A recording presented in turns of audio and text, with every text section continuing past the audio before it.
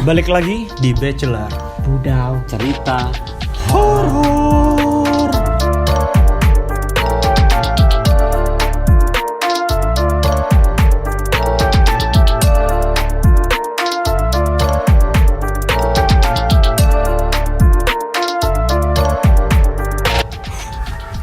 Oke. Nggak kerasa ya sudah episode 436 juta. Gak kelihatan kita udah episode ribu. 4 gram. Ya episode 4 doang dong, gak ada itunya. Ekor. Oke, dan Seperti biasa, ayo dong kalian kirim-kirim cerita kalian, pengalaman horor kalian dimanapun. Ya meskipun bukan pengalaman sendiri loh, kalau misalnya kalian itu punya cerita, dengar cerita loh dari teman kampus, ada satu kampus yang horor kayak di Surabaya itu ada satu urban legend namanya itu Rumah Hantu Darmo. Kalian pasti tahu. Ya, kalian bisa nyeritain dari kota kalian masing-masing. Iya. Urban legend, entah rumah sakit gitu semua lah. Dan disclaimer juga sing jangan nonton kita kalau kalian mau ke gunung. Yo. Pokoknya mau biar kalian nggak kebayang-bayang waktu naik gunung. Bukan cuma konten ini sih. Iya. Aku saranin jangan lihat semua konten horor lah yuk. Iya. Kita biar kalian pas naik gunung. Ini kan kebanyakan penontonku mereka yang naik gunung. Jangan ditonton. Nggak apa-apa, nggak usah nonton dulu konten ini. Konten creator lain kayak tonton terus. Enggak. Buat keselamatan kalian jangan ditonton. Nanti pas pulang dari gunung. Tapi kalian bisa nonton video kita yang lain. Nah, iya Budal Mangan apa? Markicop. Lain lah, banyak lah gitu. Langsung ke cerita pertama. Duh, horor cuk, jenenge Jawa. Wancing hangong. Oh, iki maksudnya jenenge horor sih lebih gak bisa dibaca. Kotes stupid. Oke, Mas Kotes. Oke. Kotes stupid. Oke. Kita panggil siapa aja? ID bahasa Inggris tapi namanya bahasa Jawa. Oke. Halo Sam. Aku kate berbagi cerita pas waktu aku naik gunung ke Buta tahun 2020. Aku naik sama 6 orang. Awal mula pas kita di rumah, aku sama temen-temen nggak ngerasain apa-apa. Yo iyalah kan di rumah. Iya di rumah. Ayolah Mas Kotes, ayolah. Kon kayak gini bumu. Aku di rumah nggak ngerasain apa-apa. Kecuali Anda tidak akrab dengan bapak Anda. Iya. Itu baru. Gila vibe komedi Masa kalau di kaki gunung kan ngomong belum ada apa-apa. Iya, ini di rumah kan. Ya apa sih ini? Dia acara apa sih? Oke. Awal apa ya? Berangkatlah kita. Pas berangkat, awal mula pas di rumah, aku sama teman-teman nggak ngerasain apa-apa. Nah, berangkatlah kita.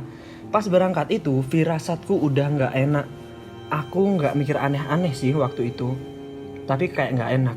Singkat cerita, sampailah kita di base camp Panderman Buta. Pas sampai di base camp, aku dan teman-teman lihat ada barang-barang yang teman-teman nggak ngelihat dulu ada barang-barang yang tertinggal atau belum kebeli. Pas kita sibuk packing, saya dengar suara anak kecil yang sedang main. Tapi pas saya toleh, nggak ada anak kecil itu sama sekali.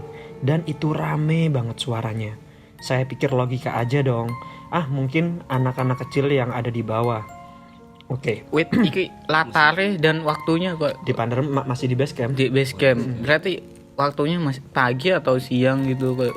Gak ada kejelasan. Nah, setelah packing kita berdoalah di situ. Pas kita berdoa, ada salah satu temennya temen saya itu main nyelonong aja. Jadi dia nggak mau ikutan berdoa. Sebut aja namanya Jamal. Jamal kafir. Oke. Gak mau dong. Ini buat Jamilah, bukan Jamalnya kamu loh ya. Aduh. Don. Ini namanya Jamal loh. Jamal. Enggak apa Jamal kalau enggak mau doa. Enggak mau doa enggak apa-apa. Guyon-guyon. Mas mati. Iya, doa aja tetap mati sih. Ayo, singkat cerita, udah kan? Singkat cerita, kita sampai di pos 1. Di sana kita makan-makan karena di sana ada warung. Pas makan aku itu ngelihat ada bayangan putih terbang. Oke, ini kalau cerita lagi mungkin latar waktunya ya. Latar waktunya ya. Jamnya gitu. Waktu kita ke sana pertama kali ke Buta belum ada warung. Belum ada warung. Sekarang udah ada warung di pos Iya 1. di pos mau perjalanan di yang awal-awal lu Mil sebelah Enggak. kanan jalan. Sekarang di pos 1 emang udah ada warung di mata air itu sebelum tanjakan PHP. Bayangan putih terbang. Jam berapa ya? Aku nggak ngedap imajinasiku. Kalau iya sih sama. Sore Misalnya Oke. ya, Kita asumsiin aja deh. malam. Malam apa sore? Malam. Ya, oke, Mas. Semua kotes. Kotes Kita asumsiin malam ya. malam ya. Itu cepet banget pas ada di belakang warung. Lagi-lagi masih aku logikain. Mungkin itu kresek terbang. Oh, Aduh bagus. Logikanya sih. Kresek Ramayana. sama ada kepala ibu-ibu yang keluar dari magicom. Enggak ini. Mas Kotes. Ya emang dilogikain, tapi benerin dulu ya logikanya ya. Benerin dulu, gak kresek juga, bangsa. Aduh, Gunung Buta sekotor itu lah gua. Kresek terbang. Iya, Cuk. Itu kalau misal di Sabana gitu mungkin lah. Mungkin, Inilah, iya. aku tahu posisi pos 1 tuh Masih agak banyak tertutup, pohon juga, ya. masih banyak pohon, nggak mungkin kresek terbang dong. Pas aja ada Aladin tau kan. Oke. Setelah makan-makan, kita ambil air dan langsung berangkat ke pos 2. Pas perjalanan ke pos 2 ini, biasa aja nggak ada apa-apa. Singkat cerita, kita nyampe di pos 2. Nah, di situ si Jamal kencing-kencing.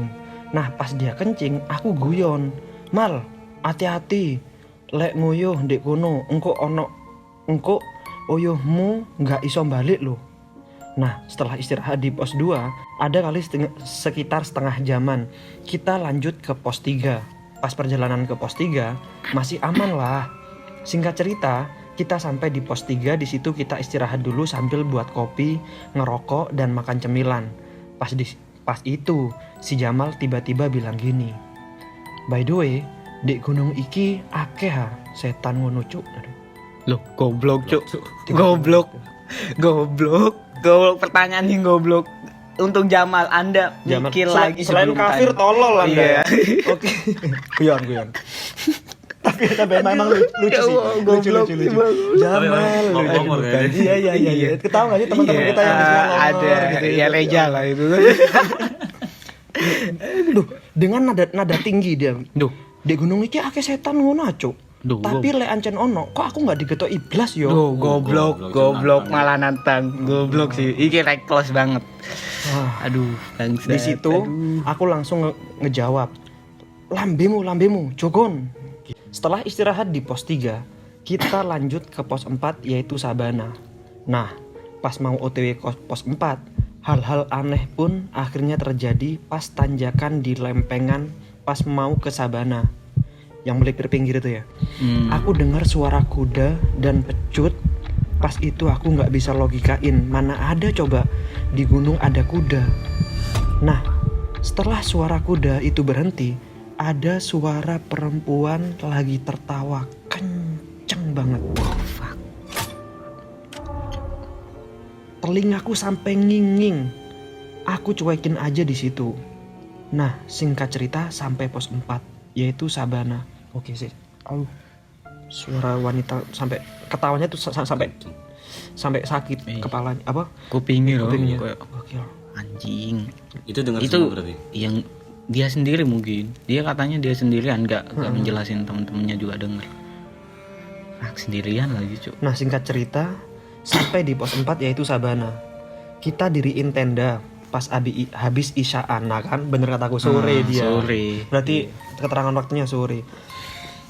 Kita diriin tenda pas habis isyaan. Nah, by the way, Kita bawa 2 tenda kapasitas 6 orang.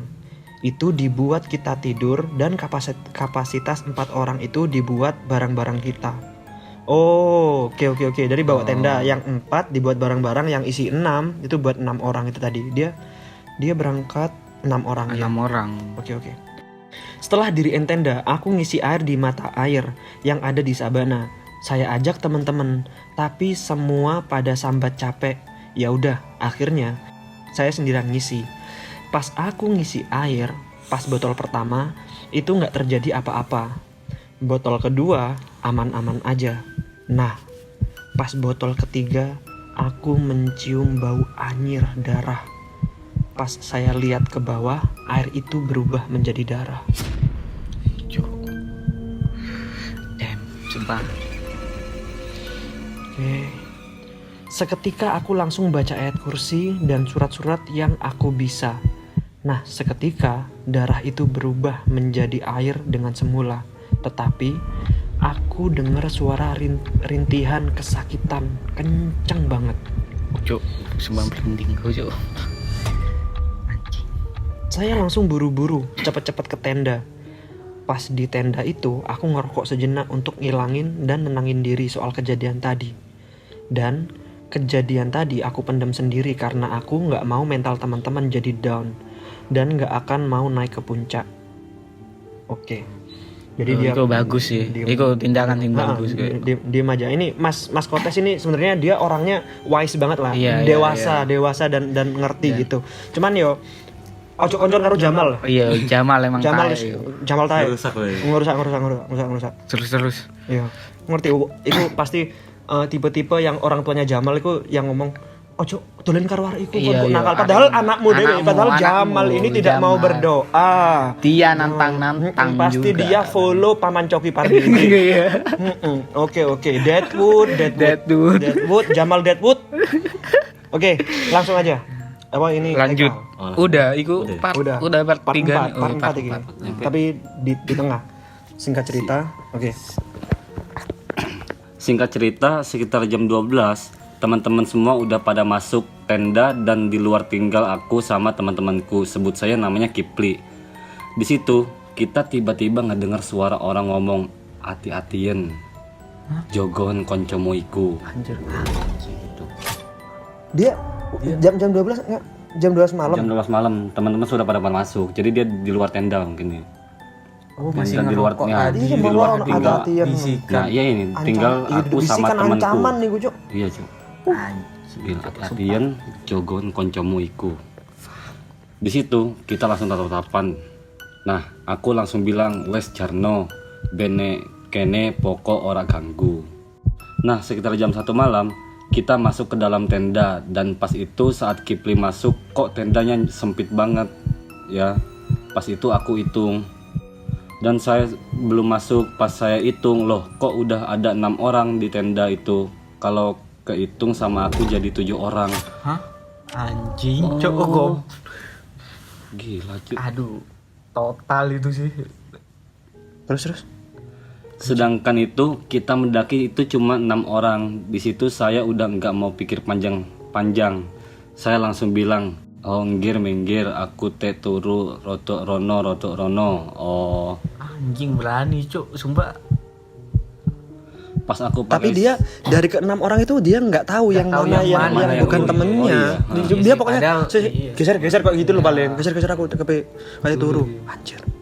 Pas aku pakai sleeping bag, aku ngedengar lagi suara tapak kaki kuda lari dan suara pecut, suaranya mengarah ke tenda dan di situ saya penasaran dong. Langsung saya buka resleting tenda kita sama tenda barang kan hadap-hadapan. Di tenda barang aku ngeliat sosok cewek pakai baju putih, rambutnya panjang dan bajunya full bercak darah. Nah, pas di situ aku bilang, "Jancuk, dumane aku iso ndelok awakmu ae, aku kok kudoi terus ngali okon."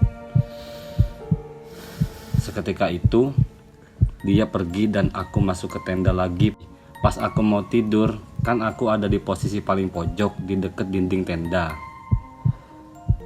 Pas di situ saya lihat ada bayangan orang lagi berdiri dan setelah itu aku tertidur. Nah, pas aku udah tidur, tiba-tiba aku kebangun karena ada nafas di depan muka aku. Anjing. Cuk, Anjing. itu bangsat. Aduh.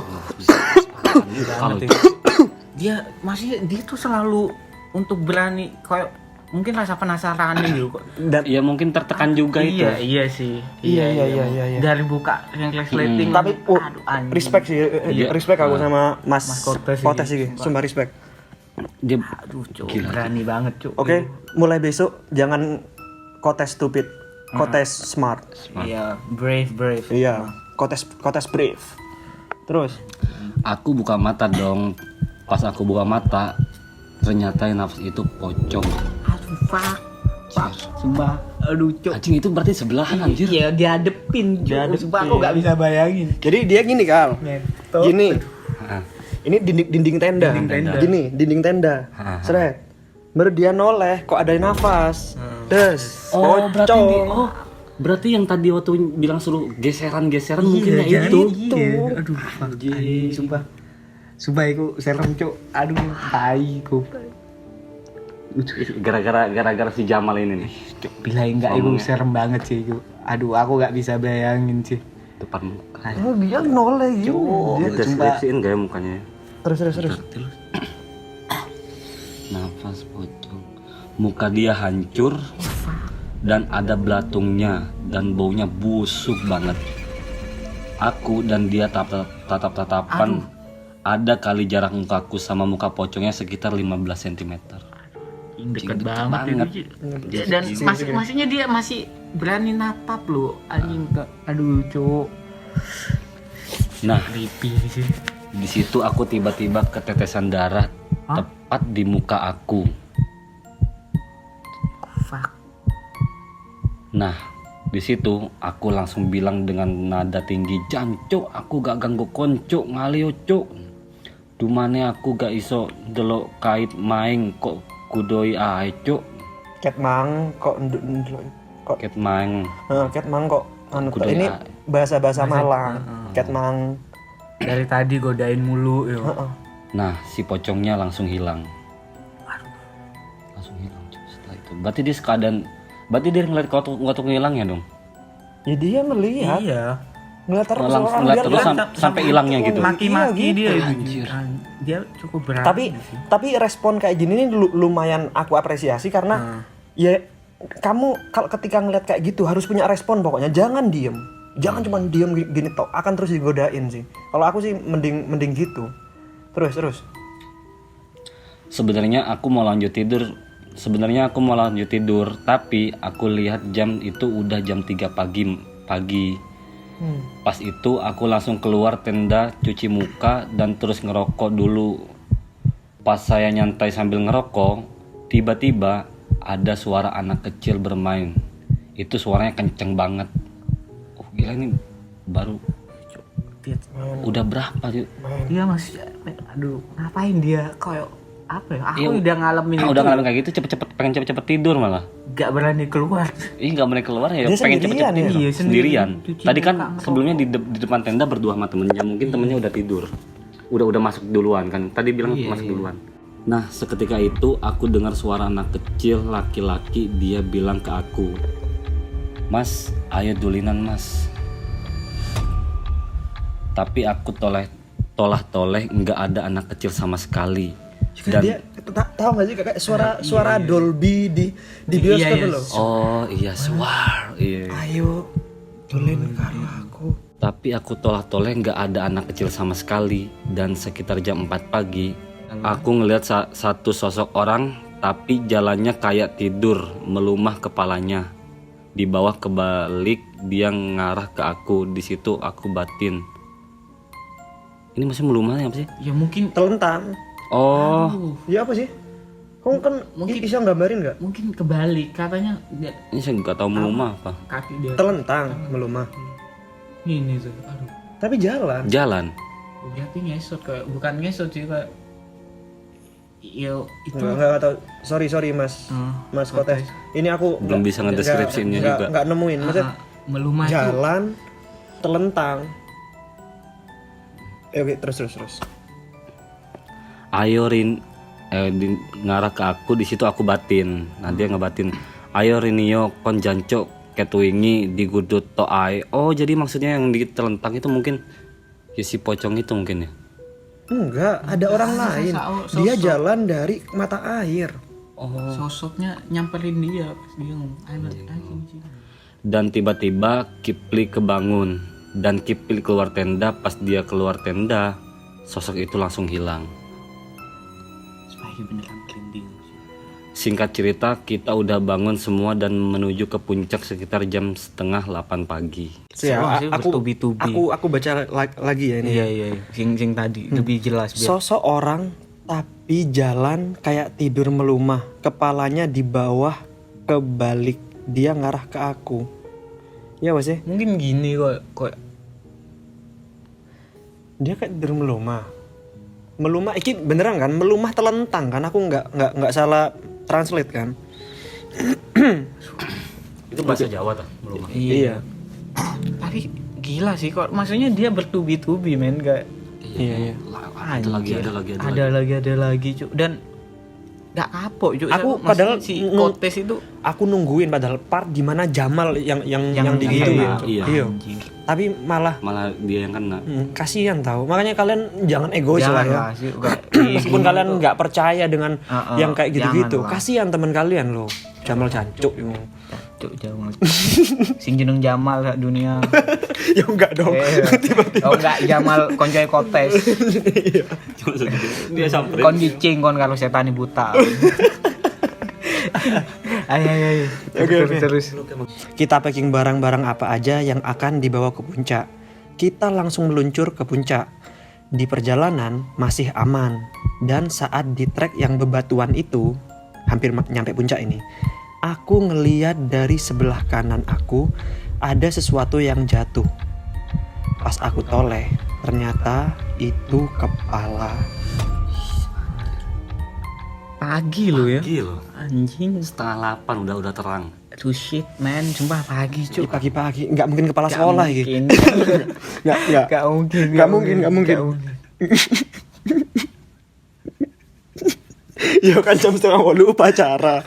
Enggak, maksudnya nggak mungkin kepala sekolah kan. Kepala beneran loh ini, Rek. Dan aku langsung buru-buru nyusul teman-teman karena aku jalannya paling terakhir. Oh. Singkat cerita, sampailah kita di puncak. Dan kita ngopi, foto-foto, dan tidak lupa ngerokok juga.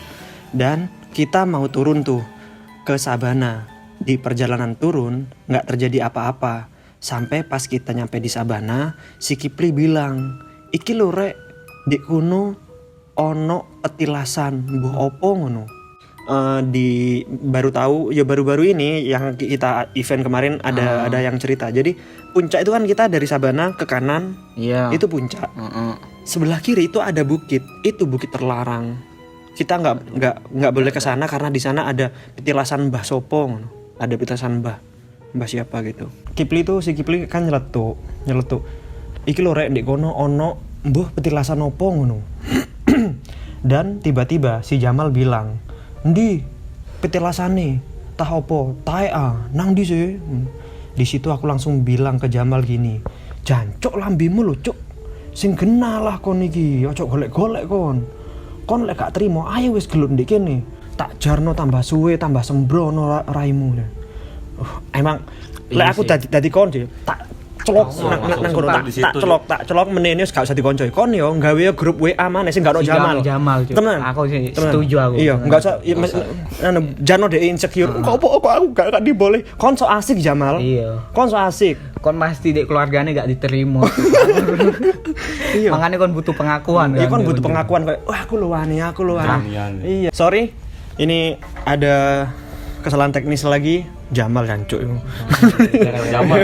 Gara-gara Jamal. Tadi nyampe mana? Pokoknya iki lah yang dia bilang, petilasan ini. Pokoknya udah sampai si siapa tadi? Mas Kotes itu sampai wis kate mau kate berarti. wis ayo gelut. wis ndek isor tak jarno tambah suwe tambah sembrono lambemu nada marah. Di situ semua teman-teman ku tenang apa ditenangin gitu lah sama teman-teman. Untung ya kanca-kancamu. Tapi emang tipe-tipe wong kayak Jamal iku lho, Cuk. Kayak aduh anjing, tipe-tipe sing so asik di tongkrongan lho. Iya. Dia sosok paling berani, sosok kayak Paling tahu juga. iya. Makanya Jamal, kono ojo sering-sering kayak ngono ta. Kurang-kurangi yo. Buat cewek-cewek yang kenal Jamal, ojo gelem. Iya.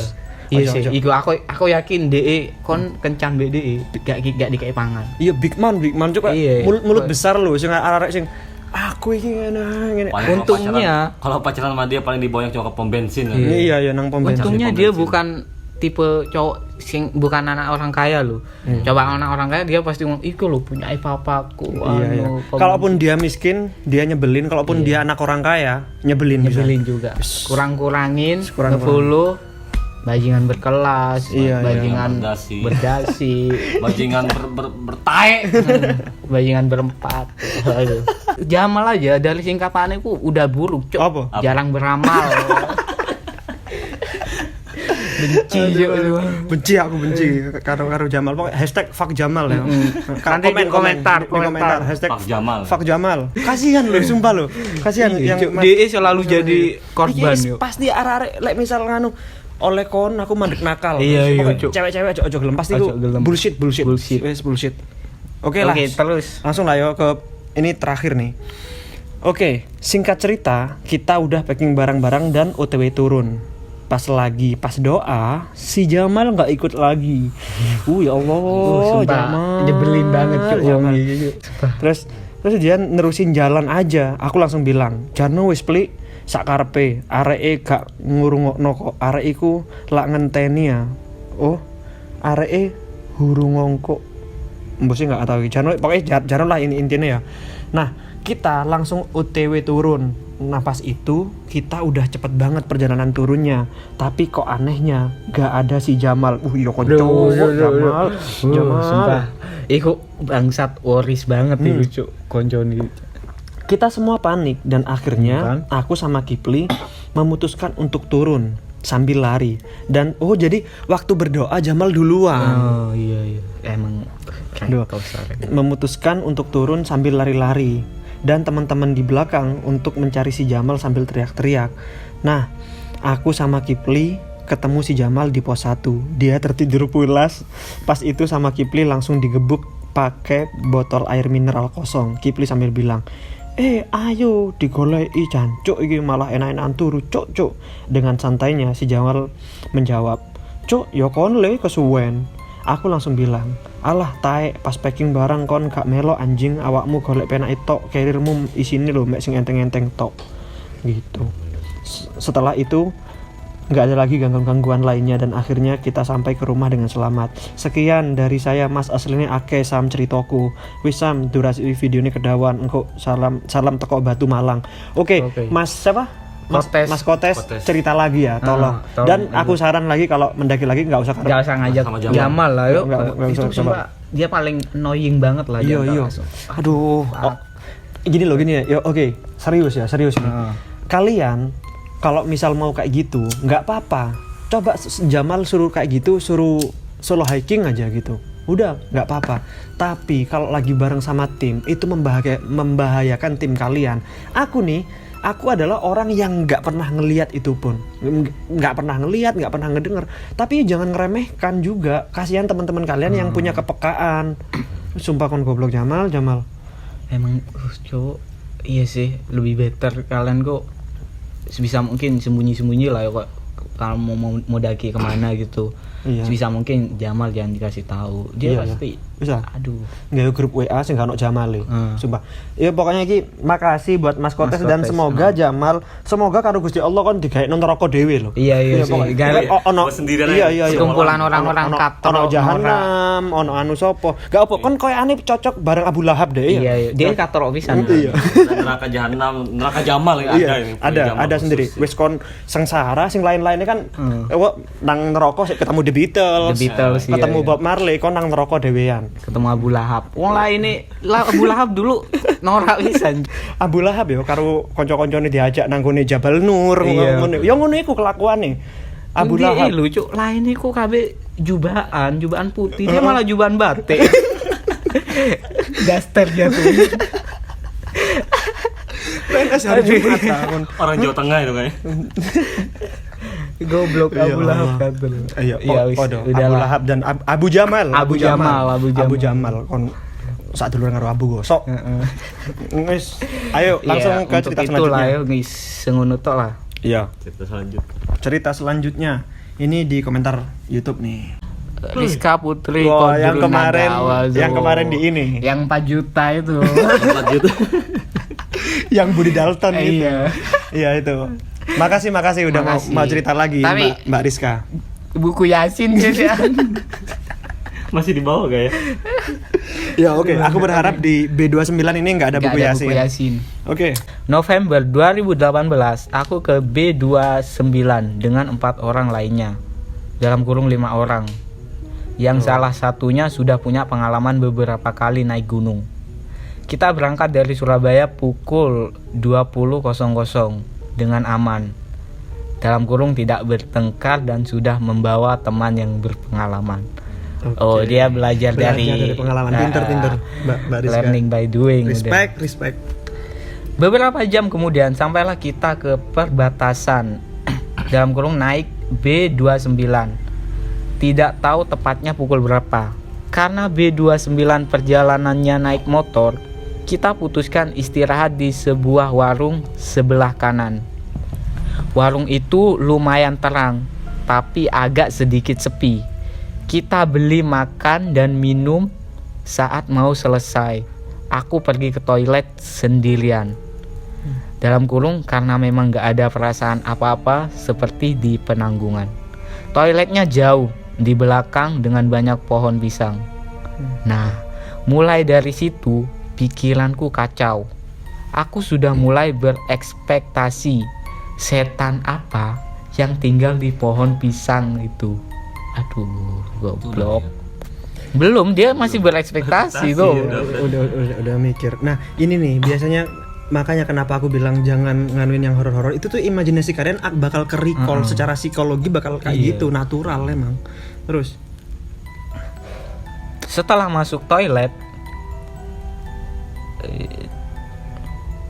masuk toilet, aku hanya mendengar suara jangkrik.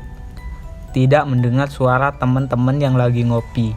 Karena mungkin toiletnya lumayan terpisah agak jauh dari warung. Tiba-tiba setelah selesai, dalam kurung belum buka pintu, aku mendengar suara yang jatuh. Brak. Seperti kayu yang dilempar dari atas. Feelingku sudah tidak enak dan aku ragu untuk membuka pintu toilet. Setelah tarik nafas beberapa kali, aku memberanikan diri untuk buka pintu pelan-pelan dan sangat-sangat pelan. Baru terbuka sedikit dan aku memang sengaja lihat bawah dulu. Dari dekat pohon pisang, di sana aku lihat ada yang berdiri dengan sesuatu yang mengikat. Bodohnya lagi aku malah melihat dari bawah ke atas. Aku lihat sesuatu itu dengan wajah gelap atau gosong. Dalam kurung aku gak tahu. Yang tersenyum kepadaku. Anjing cuk. Badanku kaku. Aku tidak bisa berteriak ataupun bergerak. Air mata menetes terus dari wajahku. Setelah beberapa detik, ada suara doi memanggilku. Akhirnya, badanku bisa bergerak dan suaraku bisa keluar. Setelah doi nyamperin ke toilet, aku diantar duduk di warung itu sambil disuguhin air putih. Sambil nangis, aku cerita ke ibu warung.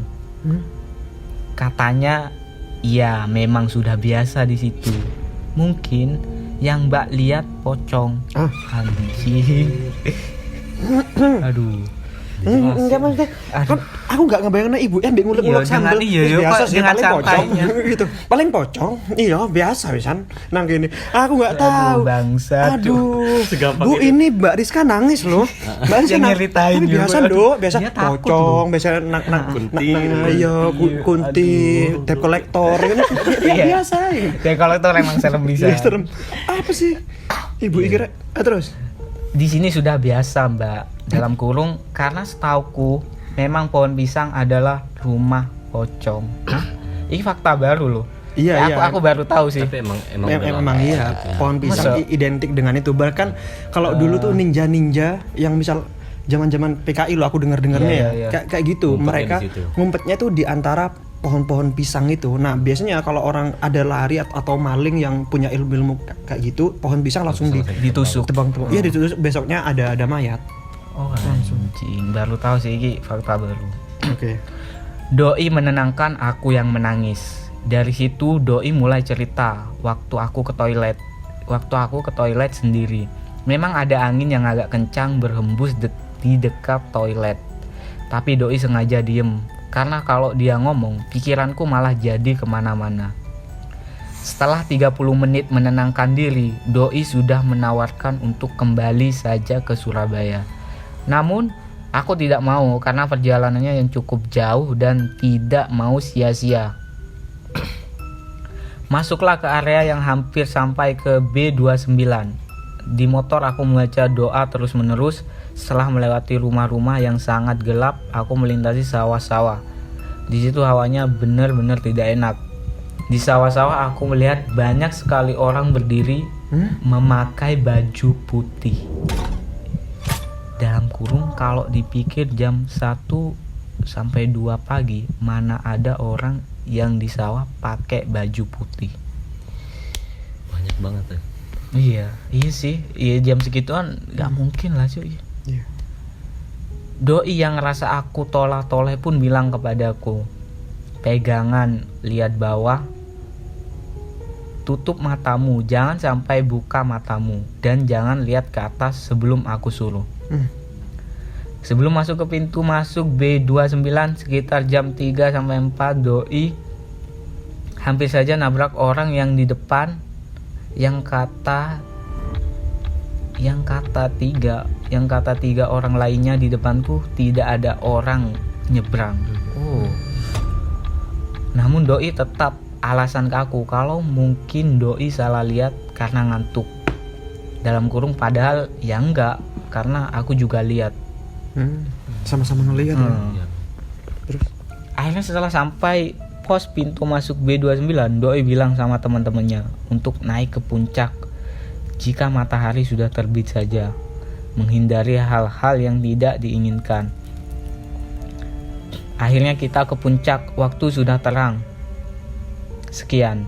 Dari dua kejadian itu aku tidak akan pernah naik gunung kecuali Bromo. Dan teman-temanku juga kalau naik gunung gak bakal mau ngajak aku. Karena lek ngajak aku iku rasanya ono ai halangan, rintangan, membentang, tak jadi masalah dan tak jadi beban pikiran. Keras sakti tak pernah berhenti bertindak sesuka hati. Keras sakti liar, nakal, brutal, membuat semua orang menjadi gempa. Aduh, saat itu. Aduh. Dadah kamsamida sekalangkong. Oke. Udah segitu Ya, aja lah ya. itu aja lah. Saya Amir Ahmed. Saya Haikal Asror. Ramadan Said. Jangan lupa Buddha.